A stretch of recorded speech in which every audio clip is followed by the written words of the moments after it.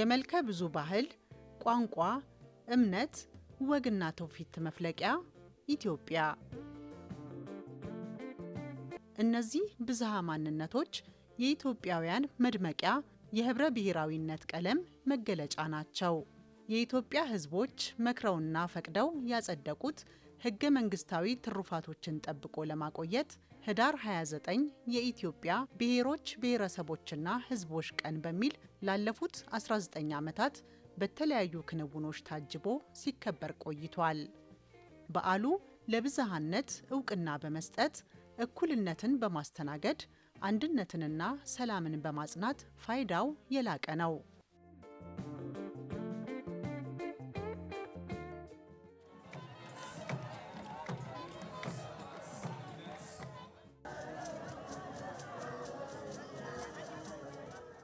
ብሔሮች ብሔረሰቦችና ህዝቦች እርስ በርስ የሚተዋወቁበት፣ ሀገራዊ ጉዳዮች ላይ የሚወያዩበት፣ የጋራ የወደፊት ተስፋቸውን የሚጋሩበትም ጭምር ነው። እንዲሁም ብሔሮች ብሔረሰቦችና ህዝቦች ቱባ ባህላቸውን ለማስተዋወቅና በህዝቦች መካከል ባህላዊ መግባባትን ለመፍጠር የሚያስችል እድል ይዞ መጥቷል። ህገ መንግስታዊ መሰረቱን መሰረት አድርጎ ይህ በዓል በ1998 በፌዴሬሽን ምክር ቤት የኢትዮጵያ ብሔሮች ብሔረሰቦችና ህዝቦች በዓል ሆኖ እንዲከበር ምክር ቤቱ ውሳኔ ሲያስተላልፍ ካስቀመጣቸው ግቦች አንጻር አንደኛው በህዝቦች መካከል በብሔር ብሔረሰቦችና ህዝቦች መካከል ትስስር፣ ወንድማማችነት፣ እህትማማችነት ከማጎልበት አንጻር የሚኖረው ሚና በጣም ትልቅ ነው የሚል ነው። ይህን በማድረግ ደግሞ ትልቅ ህብረ ብሔራዊ የሆነ ሀገራዊ አንድነት መገንባትን ደግሞ ትኩረት ያደረገ ነው። ይህን ከማድረግ አንጻር ትልቅ ውጤት እየተመዘገበ ያለበት በህዝቦች መካከል የተሻለ ትስስር፣ የተሻለ ወንድማማችነት፣ እህትማማችነትና ሀገራዊ አንድነት ወይም ህብረ ብሔራዊ ሀገራዊ አንድነት የማጠናከር ስራው በስፋት እየተሰራ ያለበት ሁኔታ ነው ያለው።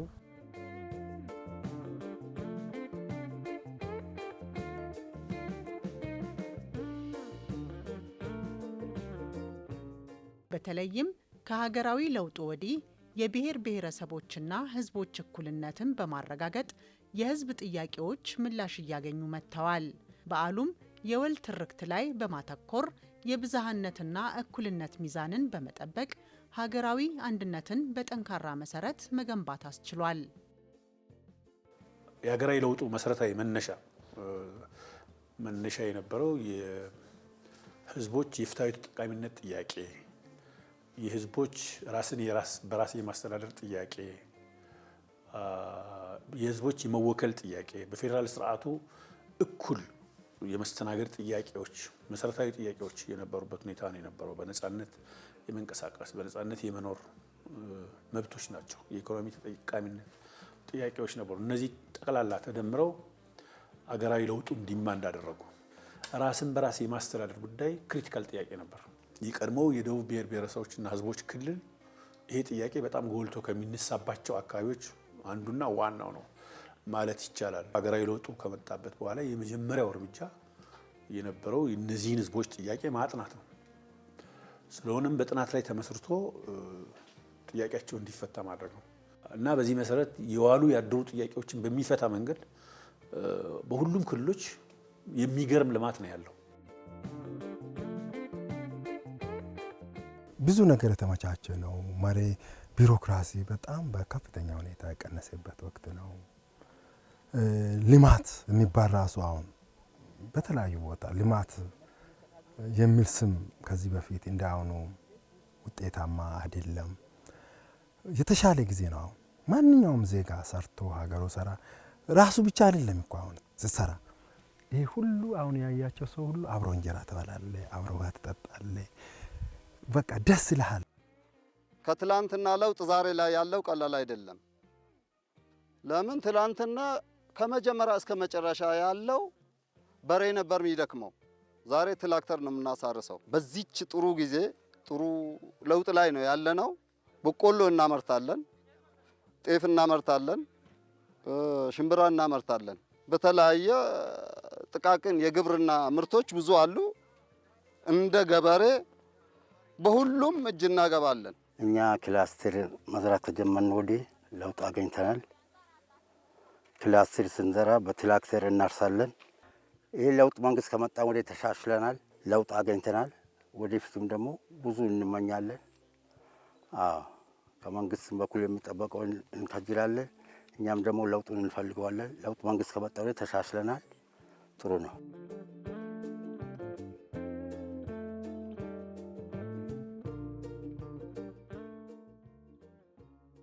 ሀያኛው የብሔሮች ብሔረሰቦችና ሕዝቦች ቀን በዓል በለውጡ ትሩፋት በተገኘው የክልል መዋቅር በተደራጀው በማዕከላዊ ኢትዮጵያ ክልል አስተናጋጅነት ዲሞክራሲያዊ መግባባት ለህብረ ብሔራዊ አንድነት በሚል መሪ ቃል በሆሳና ከተማ ይከበራል። የሀያኛው የብሔር ብሔረሰቦችና ሕዝቦች በዓል በእኛ ክልል እንዲከበር እድሉ ከተሰጠን ጊዜ ጀምሮ ሙሉ ዓመቱን በቂ ዝግጅት ስናደርግ ቆይተናል። ኢትዮጵያን በላቀ ሁኔታ የሚመጥን ፕሮግራም ለማዘጋጀት እየሞከርን ያለ ነው። እንግዶቻችን እዚህ ከተማዎቻችን ላይ ገብተው እስከሚመለሱ ድረስ ደህንነታቸው የጠበቀ ሆኖ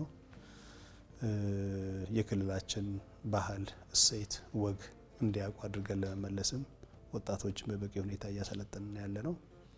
ሰው ጥሩ ይሆናል ብለን ነው የምናስበው። ሌላው የጋራ ትርክትን በምንገነባበት ወቅት የሚከበር በዓል ስለሆነ ይበልጥ ለሱ ግብአት ይሆናል። ክልላችን መንግስት፣ የክልላችን ህዝብ፣ እዚህ በክልላችን የሚኖሩ ከክልልም ውጭ ያሉት ይሄን ፕሮግራም በተሳካ ሁኔታ እንዲከበር በሁሉም ነገር እገዛ እያደረጉ ነው ያሉት። ይሄ ተጠናክሮ ፕሮግራሙ እስከሚያልቅ ድረስ ይከናወናል።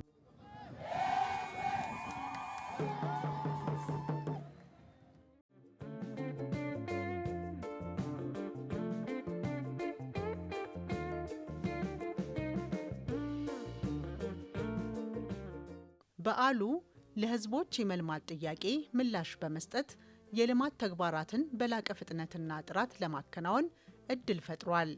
ለከተሞች ሁለንተናዊ እድገትም መሰረት ጥሏል። እንዲሁም የመልማት እምቅ አቅሞችን አውጥቶ በመጠቀም የዜጎችን ኢኮኖሚያዊ ተጠቃሚነት ለማረጋገጥ መልካም መደላድል ፈጥሯል።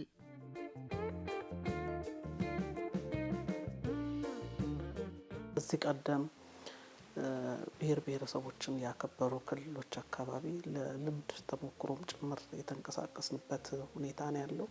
ማየትና መረዳት የቻልነው አንድም ከመሰረተ ልማት ከማስፋፋት ጋር ተያይዞ ለዚህ በዓል ተብሎ የተጀመሩ እንኳን ካሉ የማጠናቀቁን ስራ የሚሰሩበት ሁኔታ እንዳለም ያየንበት ሁኔታ ነው ያለው። ከዛ ባሻገር የብሔር ብሔረሰቦችን በዓል ምክንያት በማድረግ የተሰሩ ስራዎች እንዳሉም ጭምር የሚያነሱበት ሁኔታ ነው ያለውና የተማርነው ነገር ልምድ የወሰድነው ነገር ምንድነው መሰረት ጥሎ እንደሚያልፍም ጭምር ያየንበት ሁኔታ ነው ያለው ማለት ነው። በሌሎች ክልሎች ወደኛ ስንመጣ ይሄንን ልምድም ለማሳደግ ጥረት ያደረግንበት ሁኔታ ነው ያለው። የበዓሉ መምጣት ለኛ ትልቅ መነቃቃት የፈጠረበት እድል የፈጠረበት ከተሞች ላይ ትልቅ መነቃቃት የተፈጠረበት ሁኔታ ነው ያለው። ከብሔር ብሔረሰቦች ጋር ተያይዞ ዘንድሮ እንግዳ ተቀባይ መሆናችንን ያውቃሉ ከተሞች፣ የከተማ መዋቅሩ ያውቃል፣ አመራሩ ያውቃል፣ ማህበረሰቡ ያውቃል።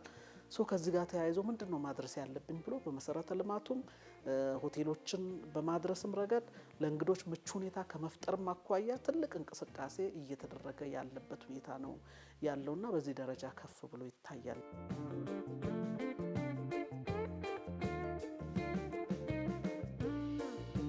ሆሳና ከተማ 20ኛውን እንድታዘጋጅ እድል ከተሰጣት በኋላ ከታህሳስ 7 ጀምሮ በክቡር ፕሬዝዳንታችን ኦሪንቴሽን ተሰጥቶ ከተማው ሁለንተና የሆነ ዝግጅት ሲያደርግ ነው የቆየው። ከዚህ ጋር ተያይዞ አንደኛው የመሰረተ ልማት ግንባታዎችን የማፋጠን ስራ ነው የተጀመረው። ከዚህ ውስጥ አንደኛው አሁን ከተማ ውስጥ ከተያዘው 35 ኪሎ ሜትር የኮሪደር ልማት ውስጥ 12.4 ኪሎ ሜትር የተጀመረበት ጊዜ ነበርና በከተማው ሳይሆን በክልሉ ጭምር የፕሮጀክቶች አፈጻጸምን ከፍ በሚያደርግ ልክ የተሰራበት ሁኔታ ነው ያለው። ከዚህ በተጨማሪ ከአዲስ አበባ መግቢያ በር ላይ ከዩኒቨርሲቲያችን ወደዚህ በሚመጣው 11.3 ኪሎ ሜትር በፌዴራል መንግስት የሚሰራው መንገድ ላይም ተመሳሳይ የሆነ 10.3 ኪሎ ሜትር ኮሪደር ልማት። ሌላኛው ከመሰረተ ልማት አንጻር በከተማ አስተዳደሩ 20 ኪሎ ሜትር የውስጥ ለውስጥ አስፋልት። እነዚህ ሁሉ ለብሔር ብሔረሰቦች በዓል ከተማውን ውብና የደመቀ ሆኖ እንዲገኝ ለማድረግ ነው።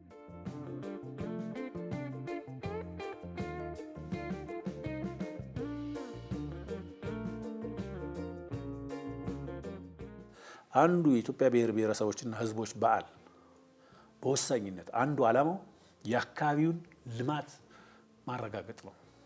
አካባቢውን እምቅ ሀብት ገልጦ ማየት ነው። ህዝቦችን ከህዝቦች ጋር ማገናኘት ነው። እዚህ አካባቢ 10 ብሔር ብሔረሰቦች ነው ያሉት ማዕከላዊ ኢትዮጵያ የሚታወቁ በክልሉ ውስጥ የሚታወቁ ብሔረሰቦች 10 ይሁኑ እንጂ እዚህ ማዕከላዊ ኢትዮጵያ ውስጥ የሌለ የኢትዮጵያ ብሔር ብሔረሰብ የለም።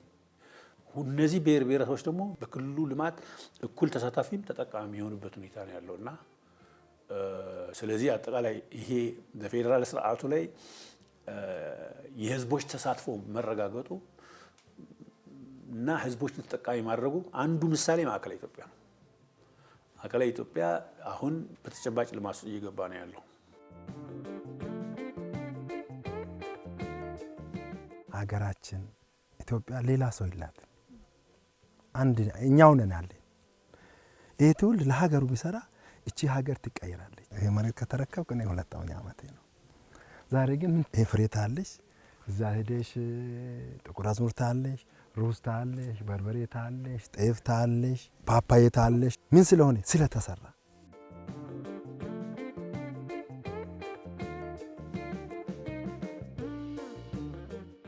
መጀመሪያ ስንገባ በመንግስት ተደራጅተን ነው ይሄን አካባቢ መስራት የጀመርነውና ስራ አጥ ነበር። ምንም አይነት ነገር አልነበረንም። በመንግስት ድጋፍ ነበር የምንኖረው። 2012 ነው የጀመርነው ማለት ነው። ከዛ በኋላ ማሽላ በቆሎ ስንዘራ ነበረ። ለምግብነት ቶሎ እንድንመገብ ነበረ በሰዓቱ። አሁን ደግሞ ወደ ፍራፍሬ መተናል ማለት ነው በመንግስት ድጋፍ።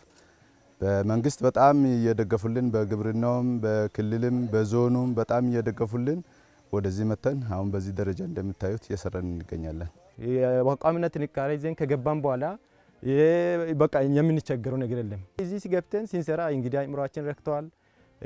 ስንመለስ አሁን ደግሞ በብርም ተሻሽለን ራሱ አሁን እዚህ ከጀመርን በኋላ ለውጥ አድርገን ከተማ ላይ ራሱ ቦታ የመግዛት አቅም ሁሉ እያገኘን የደረስንበት ያለ አግባብ ነው ያለ።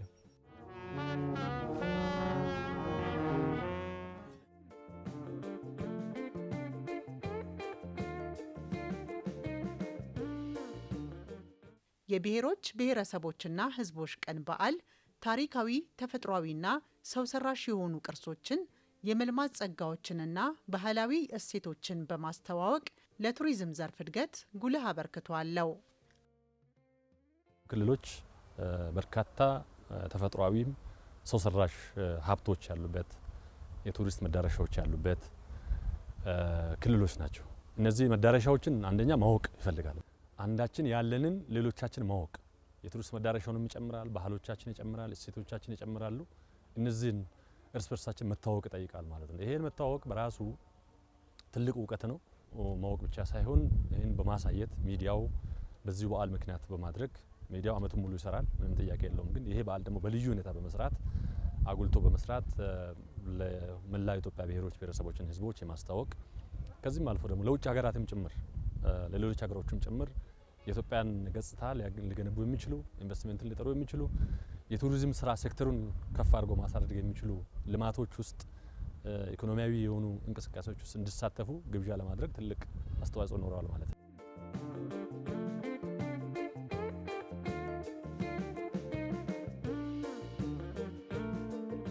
ሀያኛው የብሔር ብሔረሰቦችና ህዝቦች ቀን በዓልም ትልልቅ ሀገራዊ ፕሮጀክቶች እውን በሆኑበት ማግስት እንዲሁም ኢትዮጵያውያን በሀገራዊ አጀንዳዎች በጋራ በመቆም ወሳኝ የታሪክ ምዕራፍ ላይ የሚከበር መሆኑ ልዩ ያደርገዋል።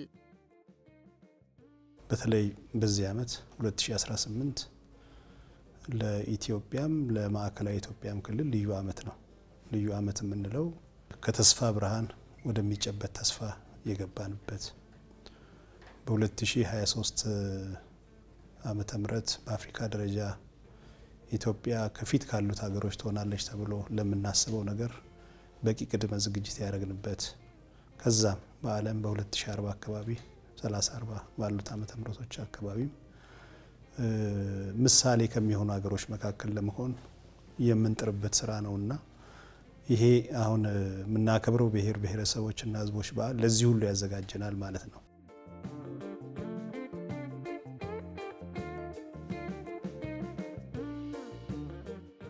የብሔር ብሔረሰቦችና ሕዝቦች ቀን በዓል የጋራ የሆኑ ትርክቶችን አጉልቶ በማውጣት ተጠቃሚነትን በማጎልበት ለሀገራችን ሁለንተናዊ ብልጽግና ጉልህ አበርክቶ እያደረገ ይገኛል።